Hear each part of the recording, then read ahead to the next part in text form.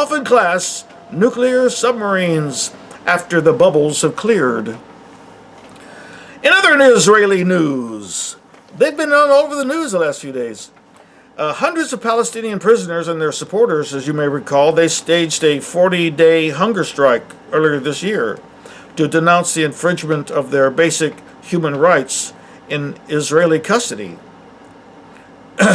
Well, you see, the strikers demanded basic rights, such as the end to administrative detention, which is basically an open-ended, no-charge kind of. They're just stuck there. They're just like non-person. That's what they call that, administrative detention. Anyway, they wanted to end to that. They want to end to solitary confinement and deliberate medical negligence. They also notably demanded the reinstatement of family visits, facilitated by the International Committee of the Red Cross, to twice a month. And Israel gave in to the demands, and the hunger strike ended.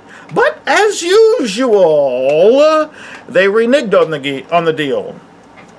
Hamas says the Tel Aviv regime has suspended family visits for prisoners from the besieged Gaza Strip in Israeli jails. They do that. That's what they do. They renege on any kind of deal. They're constantly letting people out, and then they arrest them again. It's ridiculous. It happens so often, it's no longer surprising. They said in a statement that they had surprisingly, ironically they say, surprisingly decided not to allow any Gazans to visit family members in jails. This decision is the beginning of a war on prisoners, and we will not allow it. Yeah, well, okay, Hamas, you can talk big, but what are you going to do? They got 9 nuclear submarines. What do you got? The relatives of Hamas members in jail were previously able to apply for permits to visit prisoners. According to their Israeli website, Ynet, the measure is an attempt to, cutting off their visits. It's an attempt to force Hamas to release 2 Israelis believed to be held captive by the group, as well as the bodies of 2 troopers killed in the 2014 Israeli war on Gaza. If Hamas is doing anything like that, they're doing it under the order of Israel, because it's well known that Israel created Hamas and they run it to this day. The Mossad doesn't give up on one of their most important double agent groups. So yeah, they're staging that for the benefit of the world. Palestinian prisoners' rights group Adamir earlier said that some 6,200 Palestinians had been imprisoned by Israel since May. That's a lot of people in a short time. So yeah, makes the gangsta record at that club in Little Rock look like crap, doesn't it? Moving right along. Oh, it's time for the protest report. The protest report. What are people making signs and taking to the streets about now? Well, in Greece, for the last couple of weeks, sanitation workers have been on strike demanding a job security as they are faced with short-term contracts that they won't renew. The government has reneged on their deal with them. So heaps of rotting rubbish have been steadily growing in Athens neighborhoods, raising fears of health risks as the country swelters in its first heat wave of the year. It's been like 104 degrees over there. But these workers, they aren't heartless. They suspended the strike and went back to work. They said, we'll work on it later on. They want to leave all the crap out there. So yeah, it's good. These people voluntarily said, we ain't going to strike no more. But in Pakistan, on Thursday, 70,000 people joined a sit-in protests that have been underway since Friday's attacks, when 2 bombs went off in a crowded market in the city, killing 75 people. Mostly Shia Muslims were shopping for a meal, marking the end of their fasting during the holy month of Ramadan. I saw this picture of a little kid with a sign that says, I am Shia, kill me. I mean, it's like it's heartbreaking. The people are suffering. Moving right along, Pakistan, which borders on India, and in India, intense clashes in Kashmir followed as hundreds of civilians marched near the gun battle site that erupted after government forces launched an operation against rebels in that disputed region. See, Kashmir, it's like India says they own it, Pakistan says they own it. So these people that are marching, they're in solidarity with the militants while demanding an end to Indian rule over the region. But both claim, who knows? Knows? I don't know how long that's been going on, but people are protesting. And in Ohio, dozens of activists gathered at the University of Cincinnati on Wednesday night to demand justice for Sam DuBose, a black motorist who was killed by Ray Tensing, a former cop who worked at the university. Didn't I talk about this last week? Oh, yeah. It's because it ended in a mistrial. So far, they've had 2 murder and voluntary manslaughter trials against the former cop that have ended in mistrials. So these people are out there marching. They want them tried again. The hundreds of people descended upon Union Square in New York. But not about that. They're angry about Donald Trump. Well, of course they are. New York and Los Angeles to protest against his travel ban that came into effect Thursday after the Supreme Court allowed the administration to go forward with the implementation. The Supreme Court. I think they voted unanimously, and Trumpy couldn't be more pleased. He's like a pig in the slop. Yeehaw! The Supreme Court gave it to me. The U.S. State Department has announced new criteria for visa applicants from 6 Muslim-majority countries.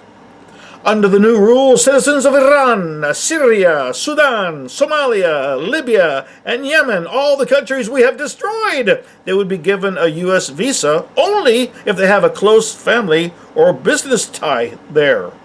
Coincidentally, these are the same countries on a list of countries to attack, put out by the Project for a New American Century.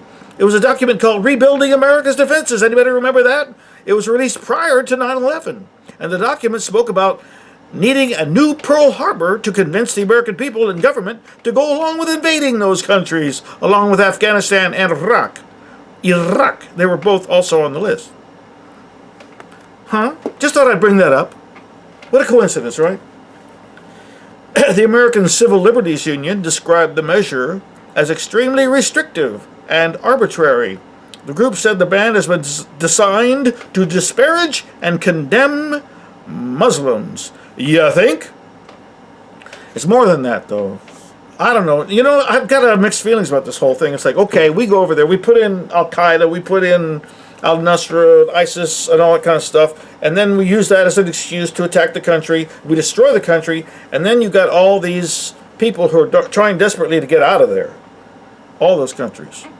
They're trying to find a better place to live. So, Trump may or may not know that this is a technique that the elite have are perfected now, called a Trojan horse. It's called invasion by immigration.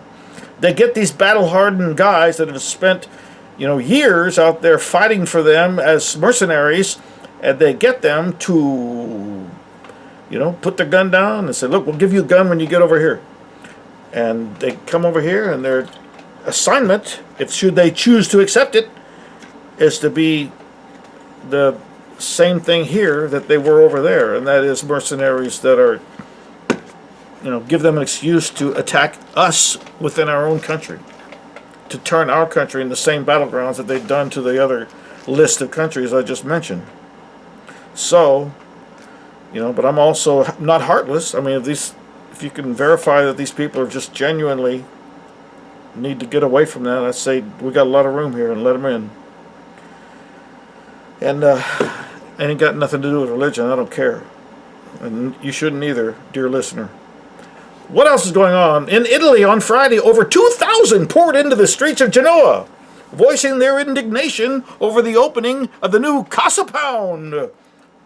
Casa Pound, that's what it's called. Their group's offices at a site symbolic for the leftist movement. Dos bastardos. Il bastardo, you put in the Casa Pound in the So the activists got angry about it, and they set off smoke bombs and fireworks. They are against the fascist and racist organization, That's what they say. They're against them fascist and racist organizations. And they're for solidarity to migrants and against borders. See, so that's what I'm saying. It's like there's an awful lot of people out there that have more of a spiritual feeling about this whole situation. And they marched from Piazza Alimonda to Piazza dei Ferrari behind a giant banner reading Genoa Antifascista, which means anti-fascist Genoa, basically is what it means. Genoa Antifascista. I don't know, sounds like if you put the right kind of sauce on it, it's delicious. It sounds delicious, doesn't it sound? Anyway, moving right along. Gotta move, there's so much to cover and so little time to do it. Venezuela! Protests are continuing in Venezuela! Like you wouldn't already know that. More than 60 students have been detained by the Venezuelan security forces during the latest anti-government protests in the Latin American country. The opposition, which blames Maduro for the country's severe hyperinflation and widespread shortages of basic supplies, has been calling for an early presidential election meant to oust the president. Sounds familiar, like maybe the Democrats would sure like to see that happen here. Both sides claim that the other has recruited criminal gangs to intimidate it, both the protesters and the government. Sheesh. This oil-rich country has been the scene of intense protests for more than 2 months now. Clashes between security forces and anti-government protesters have left over 75 people dead, 1,300 wounded. Another protest in British Airways. Today, the cabin crews began an unprecedented 16-day strike at the start of the peak of the summer travel season amid a long-running dispute over pay and benefits. The crew members have been in conflict with the airline since last year over wages. The strike is forcing the airline to use 9 Qatar Airways planes to cover its flights. Well, Qatar could sure use the gig, I tell you, because they got some trouble going on in River City over there. Qatar, also known as Qatar, that's why we say it here. They're currently under the boycott by their neighbors. Oh yeah, and their former allies. Earlier this month, Saudi Arabia, United Arab Emirates, Bahrain, and Egypt imposed a trade and diplomatic embargo on Qatar, accusing Doha of supporting terrorism. They demand that Qatar shut down Al Jazeera. What? Al Jazeera has already been taken over by the elite. What do you want? Anyway, they want to shut down Al Jazeera. They want to remove the Turkish troops from Qatar's soil. Oh yeah, Turkey's got a military base there. You starting to understand? They want them to scale back cooperation with Iran. They want them to expel members of Iran's Islamic Revolution Guards Corps and end ties with Egypt's Muslim Brotherhood movement. And the guy in Qatar, the boss of Qatar, he says, how can I do that? We ain't got no Islamic Revolution Guard Corps in our country. We don't got any links to any of them Muslim Brotherhood groups. Y'all need to stop talking to Trump. Y'all, that Tangerino, he crazy. Y'all the ones funding Daesh and Al-Qaeda. Everybody know that. For some reason, I think the Qatar's talking like gangsters. Anyway, Turkey's got their back. They've been bringing them food and stuff over the last few days. You know, like rugs, I'm assuming. You know, the fancy flying carpets that I've been seeing on eBay. I don't know what they're bringing them stuff. They're bringing them the necessities of life. Having a Turkish military base in your little country, though, Qatar, is kind of like a double-edged sword. You know, look at Cyprus. They've been divided since 1974 after the island tried a union with Greece. Now, they got 35,000 Turkish troops living there. Huh? Peace talks there. Well, today, they were talking peace talks over there with the UN, you know, and they're in the news. And they got, the UN's got like 950 UN peacekeepers stationed there in Cyprus. Island living, man. That's a great post if you can get it, huh, troopers? I don't know. That's just things that are tied together and come up in the news. I just thought I'd throw that at you. They're both tiny little areas.